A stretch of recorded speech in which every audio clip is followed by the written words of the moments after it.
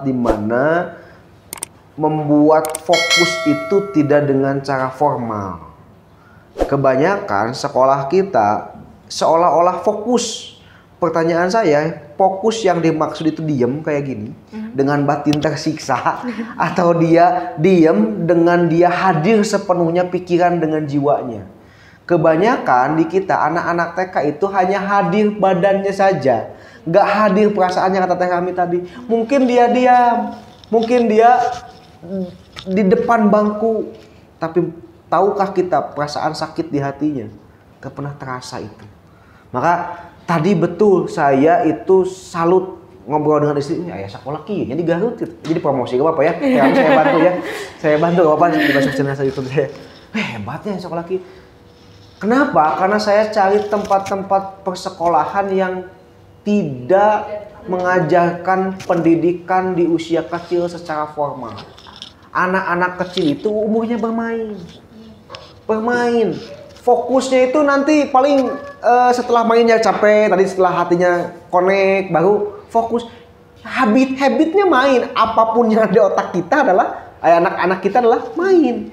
Maka tadi betul saya nyari sekolah kok sekolah TK di PAUD gagal paham di kita. Saya kadang-kadang aneh, anak PAUD diajar bahasa Inggris, anak PAUD diajar ngepalkeun, anak PAUD diajar kakalian. Terlalu cepet diajar kayak gitu, belum saatnya. Anak-anak kecil itu dilatih motorik halus, motorik kasar, diajar ngancingkeun pakaian, diajar fokus, diem, oke, diam dengan tenang hati, belajar mencari pengetahuan dengan nyaman, belajar semangat mencari ilmu. Saya ayah geningan bunya di Garut gitu kayak gitu. Oh nya ayah di dieu. Oh iya siap gitu. Kayak lamun Allah nakdirkeun saya panjang umur, misalnya saya nyekolahkan anak saya di sini gitu. Tadi saya ajak istri saya, mohon maaf ya kami ya, ajak kenal anak saya pun kayak gitu. Begitu masuk, engke sekolah di dia nya. Oh bagus ya, sedangkan gitu kan ngomong anak-anak saya. Biasanya kan tidak seperti itu gambaran sekolah di otak anak saya kayak gitu. Maka tadi punten Teh kami saya izin bawa anak dan istri saya sekalipun mengacaukan suasana, bisa mohon maaf gitu ya. Nah jadi itu bagi saya. Jadi tadi wajar kalau aki-aki begitu nyatu wajar Teh kami. Justru Teh siapa tadi namanya? Teh Ai ya. Saya sering ngamek kak bapak-bapak anu aya di masjid anu nyarek budak 5 tahun motah di masjid. Datang 5 tahun ke masjid motah. Bisa jadi itu menimbulkan trauma buat anak, gak mau lagi ke masjid. Sampai di masjid itu kali galak sekali itu ya. Begitupun ke sekolah teh saya bisa jadi gitunya. Dan juga perlu diperiksa kejiwaan seorang anak 5 tahun datang ke masjid bawa tasbih langsung sholat sunat. Astagfirullahaladzim. Kudu diperiksa kejiwaan budak 5 tahun datang ke masjid langsung istighfar gitu. Lain gitu budak 5 tahun mah gitu. Maka inilah kita perlu tadi kata saya setuju. Ada kebijaksanaan kita dalam memandang anak kita. Ada cinta yang kita tonjolkan sebelum aturan, sebelum keinginan kita gitu. Nah, maka disitulah ada namanya teosentris. Dalam mendidik itu teosentris. Kita mengharapkan mengharapkan hadiah dari Allah, mengharapkan pahala, bukan egosentris, bukan keinginan kita. Anak kita didesain supaya jadi pilot, dan inunah yang jadi pilot. Baheula diputuskan ku mantan pilot misalnya. Anak kita yang jadi yang jadi menurut kita, tapi menurutlah potensi anak kita kata kami tadi. Gitu. Kira-kira Teh Laras, sepengetahuan saya. Berikan tepuk tangan lagi dong untuk Kang Ustadz. Supaya kita lebih semangat. Lanjut lagi Teh Kamila, silakan. Saya Kamila, anaknya sudah 2. Mantap. Yang pertama usia 5 tahun, yang kedua usia 3 tahun 1 bulan lagi. Saya sebenarnya punya terkendala dari nikah tuh sampai anak usia pertama tuh 3 tahun setengah lah kerja. Setelah itu resign, baru 2 tahun lah resign. Tahun pertama masih ada yang bantu di rumah, ada masuk gitu di rumah. Tapi saya jadi jengkel gitu karena kok ikut ngatur sih, gimana sih? Kan jadi capek juga kita, capek hati gitu. Nah baru 1 tahun nih bener-bener di rumah full time maminya itu gitu, bener-bener semua dikerjakan, nyuci segala macam bener-bener dikerjakan sendiri gitu. Masih adaptasi nih, lagi adaptasi. Jadi kadang anak satu sama anak kedua tuh suka ada berantemnya pasti ya, suka rebutan apa gitu. Kadang kalau nggak mau marah sih jadi kunci kamar diri ya, kunci diri di kamar gitu. Nanti dulu gitu. Mereka nangis tangis kan, abu gitu kan, jangan marah. Padahal saya nggak pernah ngebentak, tapi dengan saya diam kayak gitu kan mereka tambah nangis gitu. Sedangkan untuk saya langsung turun tangan langsung gitu, takutnya Marah. Takutnya, gitu gak kuat gitu. Kadang di kamar juga saya cuma diem tiduran aja, diem tarik nafas, diem istighfar, astagfirullah. Jadi rasanya kok udah 1 tahun gini tuh kok saya masih begini ya, masih belum handal gitu lah istilahnya menghadapi anak-anak. Gimana nih? Tanggapannya mau dari siapa nih? Teh kami dulu lah. Kami dulu. Iya, ya itu ya anak-anak unik gitu ya, adik kakak beda gitu ya, kesukaannya, karakternya, minatnya gitu ya. Jadi memang kita menghargai pilihannya gitu ya. Ketika memang ada hal-hal yang memang harus anak-anak ketahui di kelas juga gitu ya. Meskipun kita membebaskan ke anak-anak mau pilih mainan apa yang mau dikerjakan gitu ya, karena memang pekerjaan anak adalah tadi ya bermain ya, boleh itu dipakai, pilih, tapi harus dikembalikan. Jadi sebelum kita memulai kegiatan hari ini, misalkan paginya kita di-briefing dulu anaknya. Hari ini kita misalkan mau pergi kemana, nanti akan banyak orang gitu ya. Kalau misalkan butuh sesuatu bisa panggil gitu ya. Kalau di kelas, kalau mau mainan harus ngambil sendiri dan harus dikembalikan lagi sendiri gitu ya.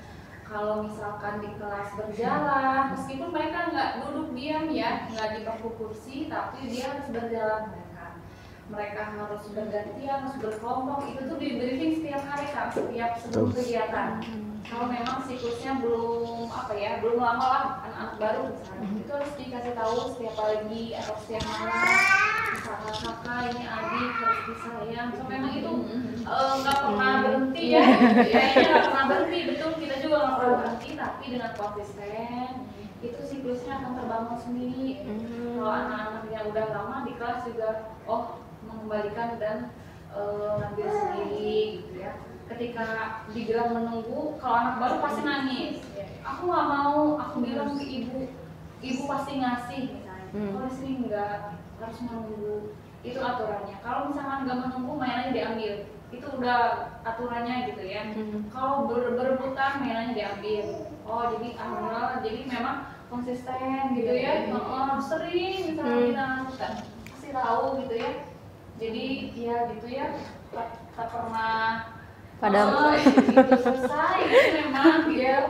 Ini si anak yang kedua juga adiknya tuh ada uniknya. Dia kita kan ngajarin maaf ya, kalau udah melakukan salah harus minta maaf tuh. Cicinya nangis tuh gitu, minta maaf. Nah dia tuh anaknya iseng.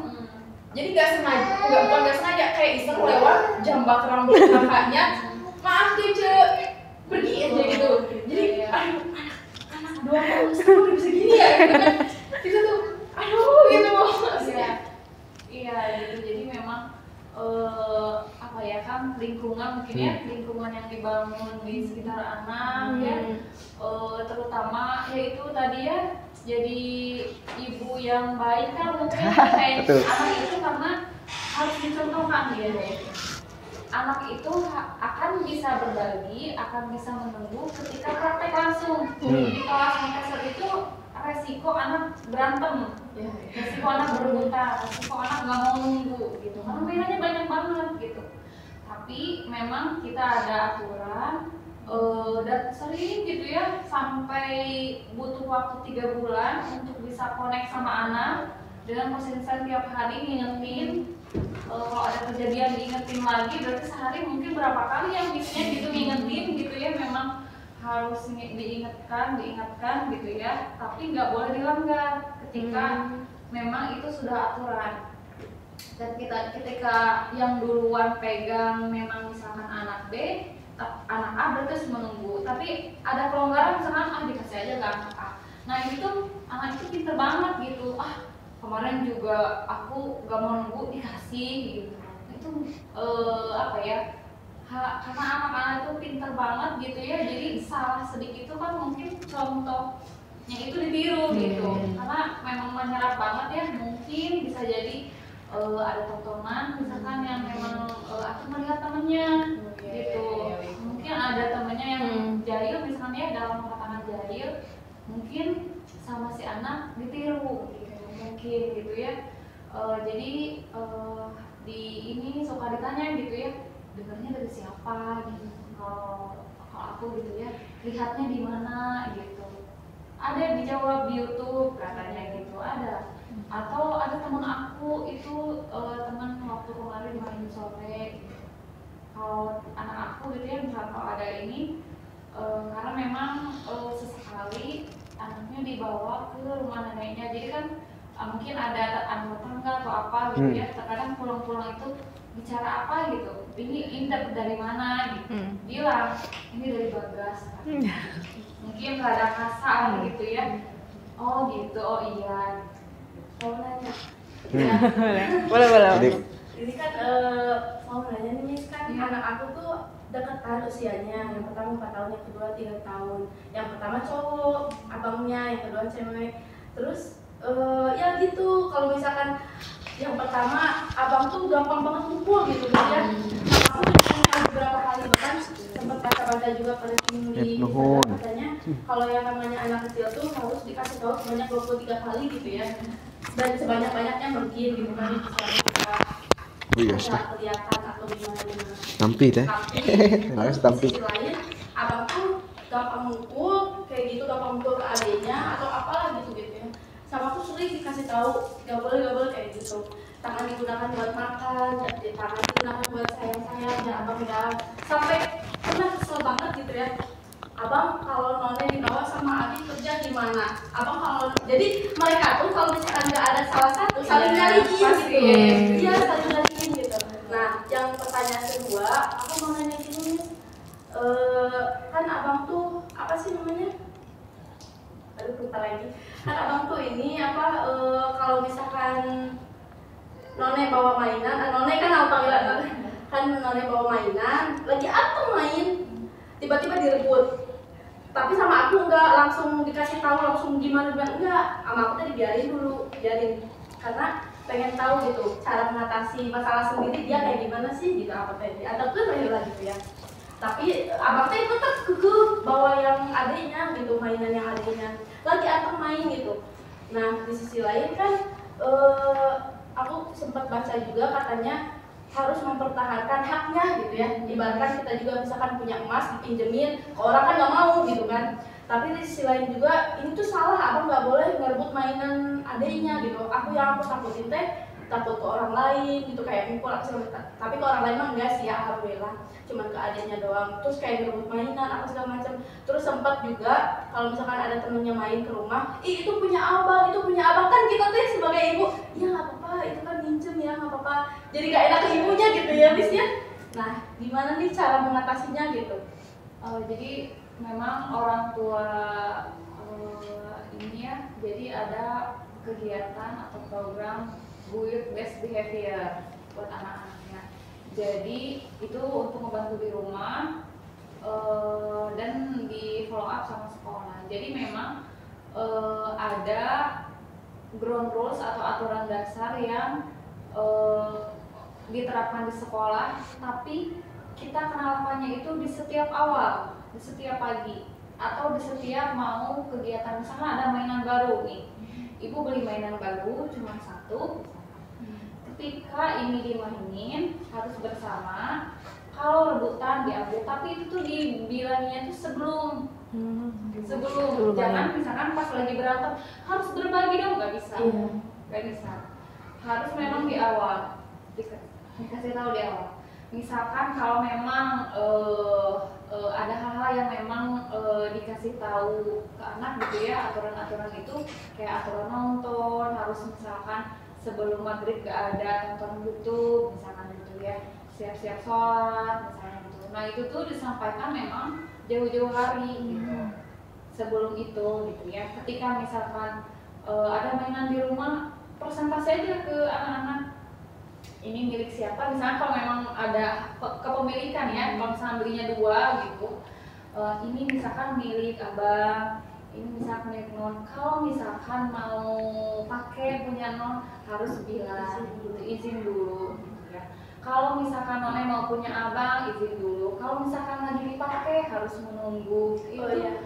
Jauh sebelum mulai pagi hari misalkan ya, kita presentasi dulu keliling kayak di sekolah ya. Ini mainan ini. Kalau mainannya cuma 1, ini kasih tahu mainannya ini cuma 1. Ini kalau misalkan rebutan nanti aturannya akan mama ambil mainannya semuanya, jadi semuanya nggak dapat. Itu sebelumnya gitu di pagi hari atau sebelum mainan itu datang gitu. Atau rencana mau beli ini gitu. Itu tuh harus dikasih tahu karena mereka itu sebenarnya pintar gitu. Iya, bener banget mereka itu anak-anak itu. Jadi dikasih aturan sebenarnya bisa. Dikasih aturan gak boleh nonton lama-lama sebenarnya bisa. Kayak misalkan harus jelas gitu, bendanya harus ada gitu. Misalkan ketika kita bermain jam, misalkan nonton jamnya harus ada, angkanya harus ada gitu. Meskipun mereka nggak tahu jam ya. Kalau angkanya udah ke sini, kita tunjukin aja gitu. Misalkan kalau angkanya udah bergerak ke sini, mainannya nonton TV-nya harus berhenti. Jadi itu tuh bisa gitu. Misalkan kitanya direncanakan, enggak yang kita udah dong mainnya dimatiin sendiri, itu marah, itu akan marah. Jadi aturannya juga ditetapkan bersama sama anak gitu ya. Enaknya kalau misalkan tidur jam berapa ya, jam 9 habis ngapain ya, misalkan habis cuci lah, sukanya apa kalau mau bobo gitu. Kalau anak aku misalkan mau diceritain atau misalkan kalau misalkan mau makan permen boleh asal lagi nggak batuk. Begitu udah tahu. Kalau lagi batuk nggak makan permen biar marah gitu, karena kita udah sepakat nih jauh-jauh hari sebelum sakit. Kalau lagi sakit permen nggak boleh atau tidak boleh kemakan salah satu. Itu bisa. Misalkan kita rencanakan bersama-sama diskusi gitu sama anak. Jadi enak kalau menghargai keputusan anaknya. Itu sih aja Pak. Takutnya kayak gini saya Teteh Laras. Lebih kacau penjelasan Teh kami itu ketika saya yang menambahkan, justru lebih jelas ketika saya diam gitu. Asli, karena beliau dalam hal anak saya sadar diri, saya bukan di sana. Jadi saya hanya menjelaskan saja. Saya samina ta'ana dengan Teh kami. Asli. Gimana? Jadi nggak ada tambahan nih? Nggak ada tambahan. Cukup. Oke. Cukup. Gimana nih, Testi?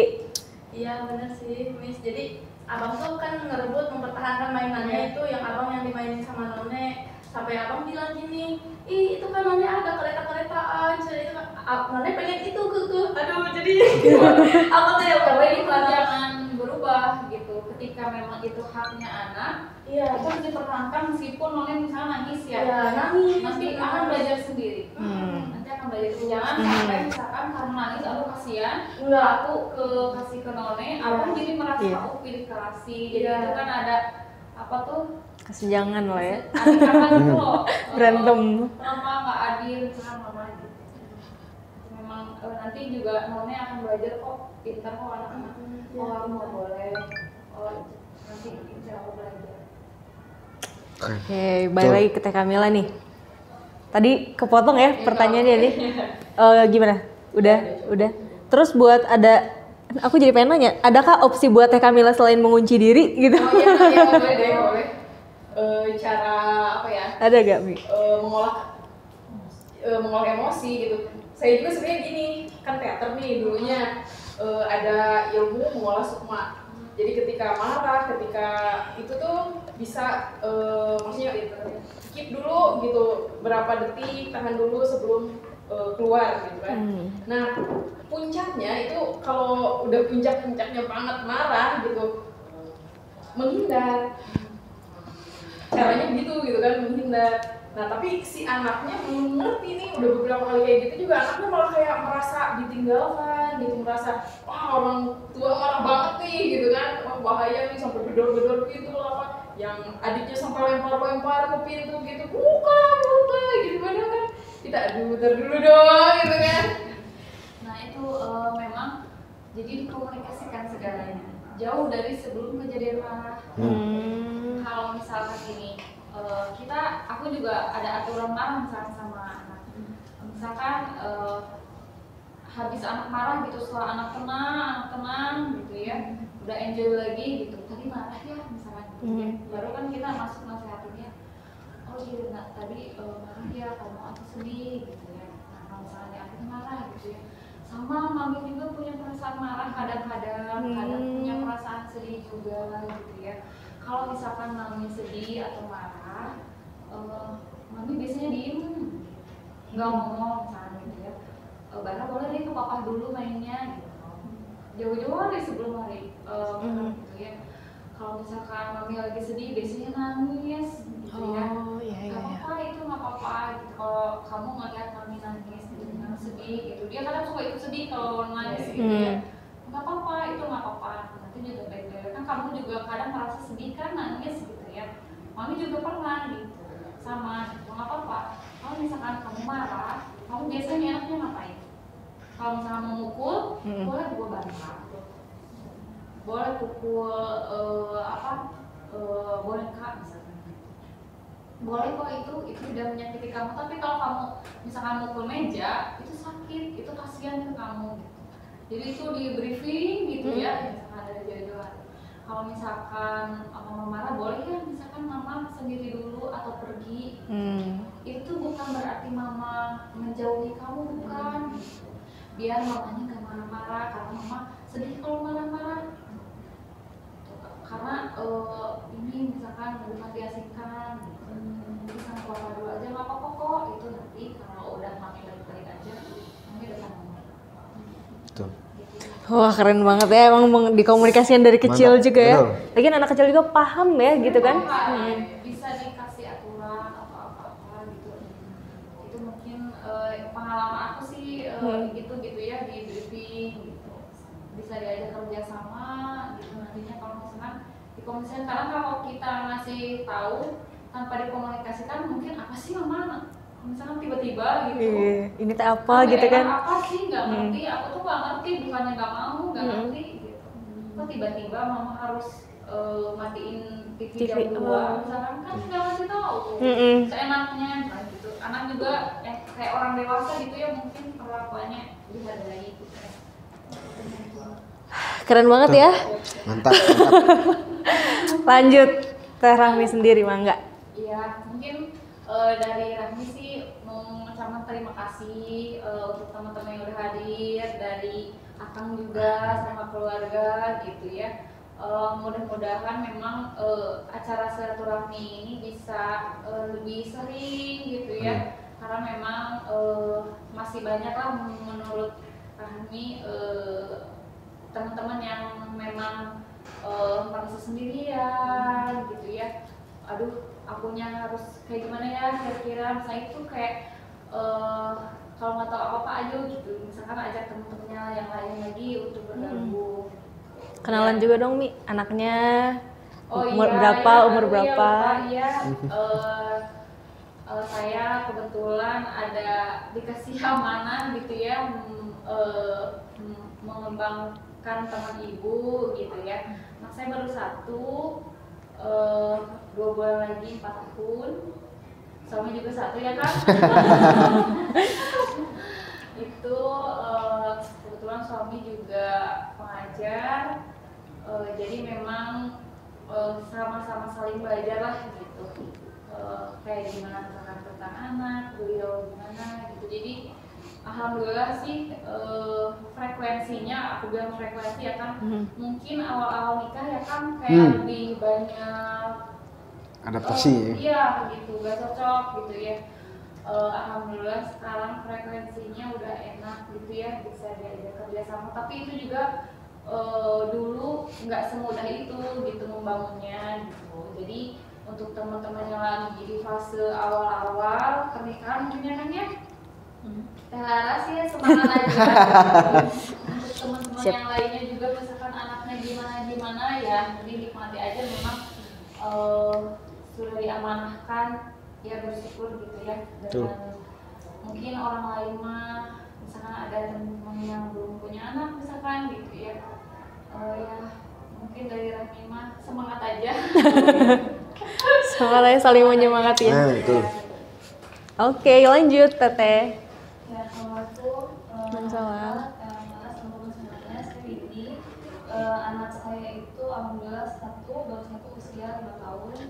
Perempuan lagi lagi aktif juga. Nah kebetulan kampus saya hampir mirip sama Teh Kamila. Jadi saya itu jadi ibu rumah tangga itu baru 2 tahun terakhir kan. Karena dari usia anak 3 bulan sampai 3 tahun saya kerja. Terus tiba-tiba saya resign langsung merantau sini ke suami, nggak punya teman, makanya alhamdulillah ketemu teman ibu. Memang pengen cari teman sharing gitu ya. Jadi sayanya kaget gitu.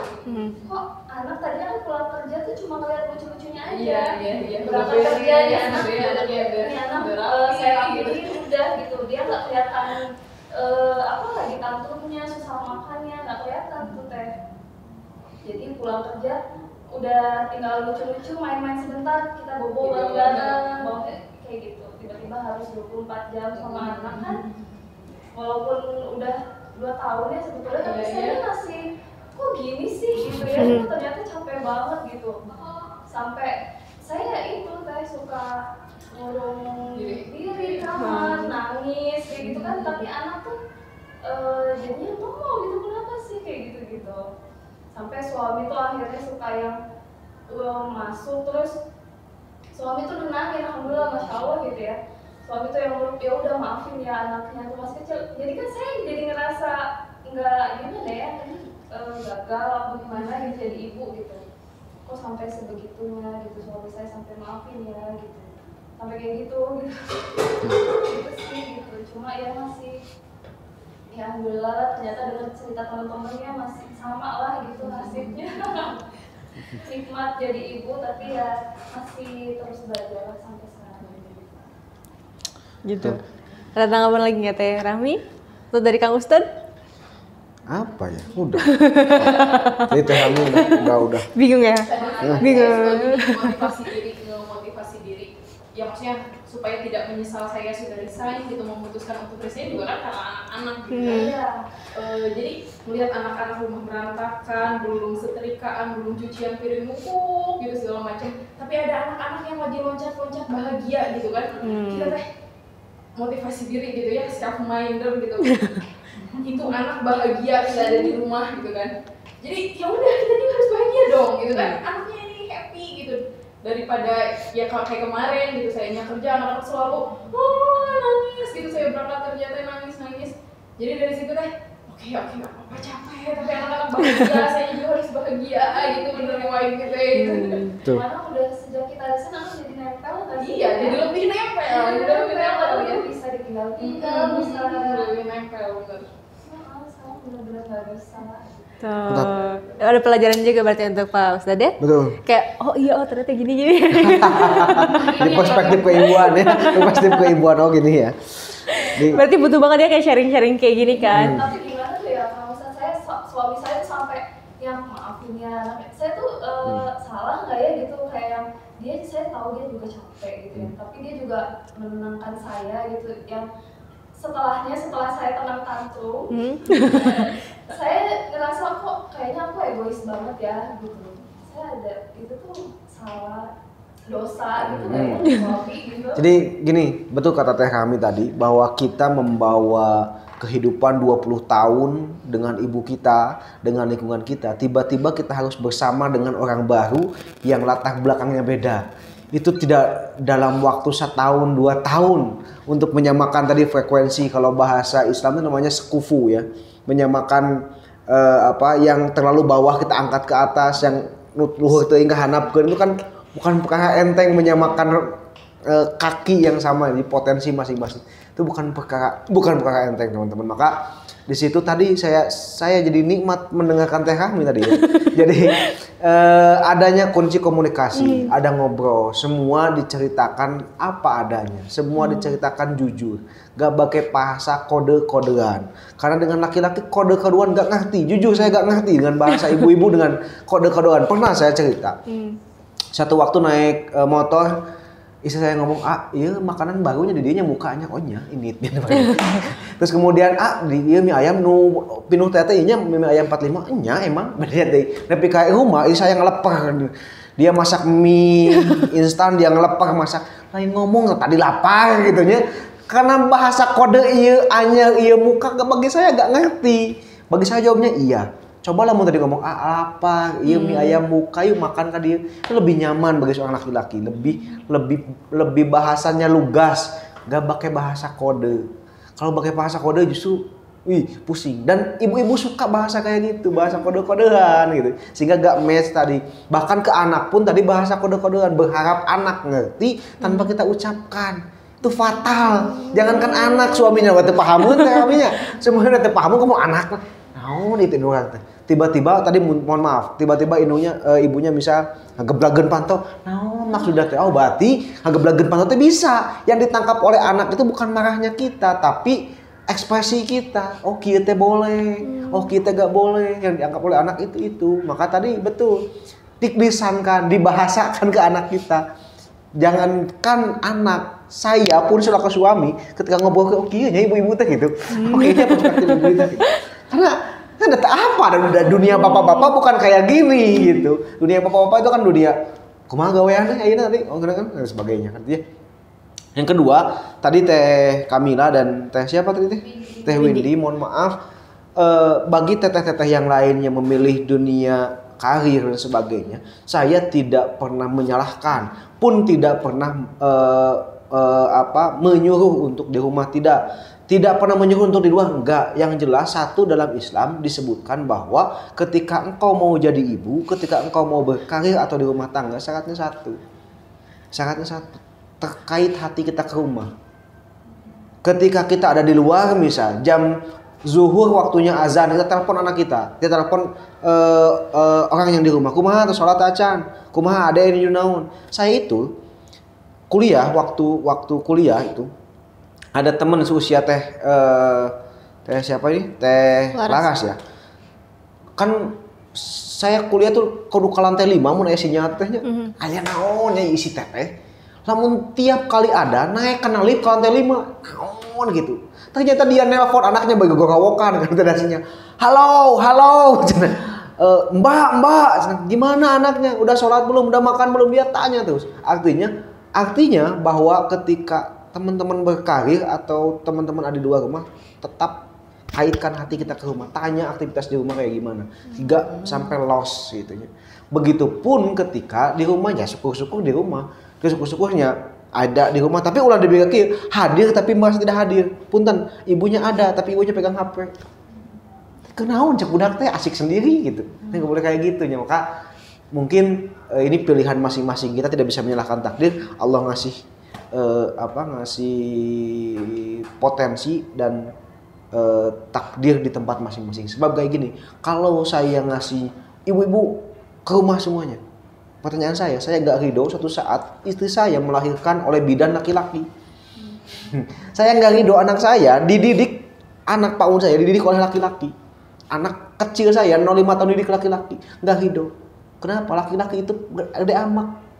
Beda aja ibu-ibu, jengkelan laki masuk. Saya nanya, suami-suami teteh paling lama pegang anak berapa jam? Kegeong-geong itu. Mah eta punten tisu padahal orang makan bisa ku sorangannya. Tapi bapak-bapak mau ngabisaeun. Yang mah susuna panyenakeun. Cek ibu-ibu tak pake mah ngeusek urang teu PHP-an pan gitu nya. Karena laki-laki itu kuat sebetulnya. Maka posisi-posisi itu posisi yang dipentingkan oleh perempuan, yang harus diisi oleh perempuan, enggak boleh oleh laki-laki. Sebab nah ini perasaan anak yang harus dijaga. Itu. Dan terakhir dari Teh Wati ya. Saya paling sulit ngembangkan awawe Windy karena memang ya istri saya, jadi saya menjaga sesuatu Windy ya. Terkait itu tadi dalam hal suami istri ya mohon maaf. Tadi kata Teh Rahmi ada namanya briefing. Kalau dalam Islam itu setahu saya Rasulullah SAW selalu menyediakan waktu 2 sampai 10 menit menjelang tidur. Dia ngobrol dengan istrinya. Bayang istrinya salapan, sok dipapai sedaya kamar. Urang sarina hiji kan jangan ngobrol apa yang terjadi hari ini. Kunaon bi?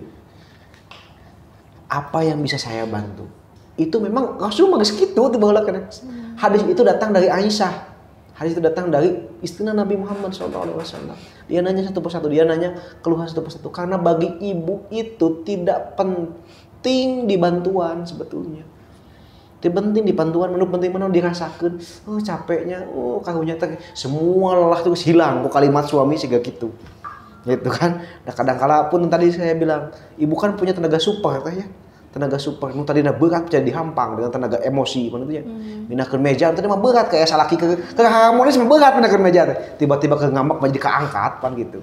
Nah itulah saya kira tadi kuncinya di komunikasi. Ada waktu khusus menjelang tidur bagi saya itu ada waktu khusus untuk ngobrol. Kali-kali ulah ngobrol menjelang tidur kita main HP stalking IG mantan terus dua nana. Lakina stalking, suamina stalking, istrina stalking misalnya. Jadi klop mau dibawa kemana rumah kita, mau dibawa kemana anak kita. Kan atuh naon maknya pimpinan perusahaan di perusahaan sok rapat di mana tara rapat. Tara rapat sok rapat teh. Allah kan menyediakan bulan puasa itu bukan hanya puasanya. Dalam Ibnu Qayyim beliau mengatakan puasa itu yang terpenting adalah keluarga. Kenapa? Karena Allah menyediakan spot-spot khusus untuk keluarga. Punten, waktu sahur, spot untuk keluarga. Di mana orang bisa ngumpul makan bareng.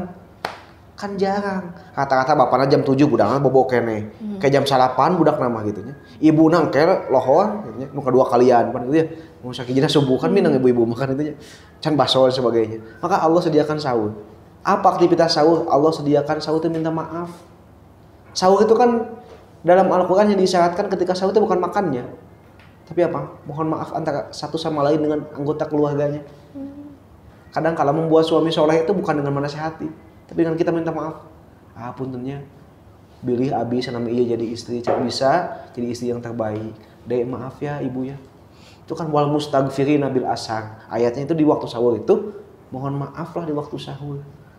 Sahur, kemudian berbuka bersama, sholat tarawih bersama itu kan spot-spot. Kata Imam Ibnu Qayyim Al-Jauziyah bahwa puasa itu salah satu tujuan utamanya adalah membangun keluarga, ketahanan keluarga, ketahanan anak, ketahanan kita, kewarasan kita.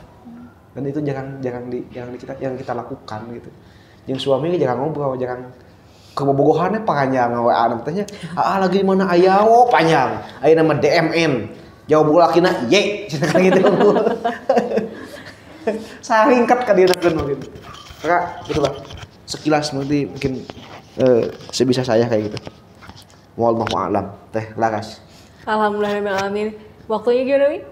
Sudah cukup ya? Kang, ada closing statement? Cukup tadi. Cukup, udah banyak banget ya tadi. Bisa cangkel ting. Tepuk tangan buat kita semua dong. Buat Lara sendiri memang banyak banget ya pelajaran yang bisa diambil karena aku pun belum menjadi seorang ibu. Kayak aku tuh biasa ribet gitu kan, mikir jadi ibu takut kayak gitu. Ternyata ya memang tantangan tersendiri dan apa ya, harus mengorbankan banyak gitu kan. Betul. Tapi nantinya akan mendapatkan banyak juga gitu kan, kebahagiaan keluarganya, anaknya, suaminya, orang tua kita juga akan bahagia gitu melihat cucu-cucu yang bahagia gitu. Tetap semangat ya buat teteh-teteh semua. Siap. Yuk, tepuk tangan. Semangat, bahagia dan kuat. Nah, harusnya sekarang tuh ada games ya Mi ya, tapi waktunya udah apa gimana? Nanti aja ya di pertemuan selanjutnya. Oke teteh-teteh, sekarang mungkin closing statement dulu dari aku ya.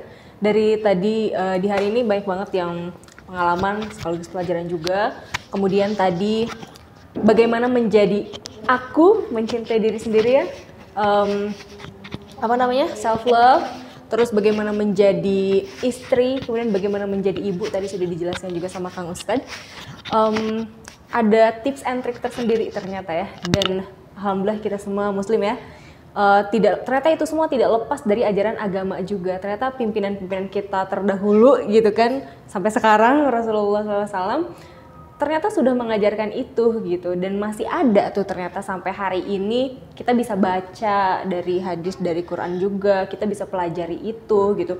Dan mungkin zaman dulu sama zaman sekarang tuh tidak ada bedanya ya, kalau misalnya kayak permasalahan suami istri, kemudian gimana cara parenting, gimana caranya mengurus anak sampai bagaimana kedepannya gitu lah ya. Jadi ternyata itu semua berkaitan sekali dengan kita dan berkaitan sekali dengan ilmu agama kita gitu. Jadi tetap semangat menjadi ibu, tetap semangat menjadi seorang istri yang baik, tetap semangat juga menjadi seseorang yang hebat di versinya masing-masing.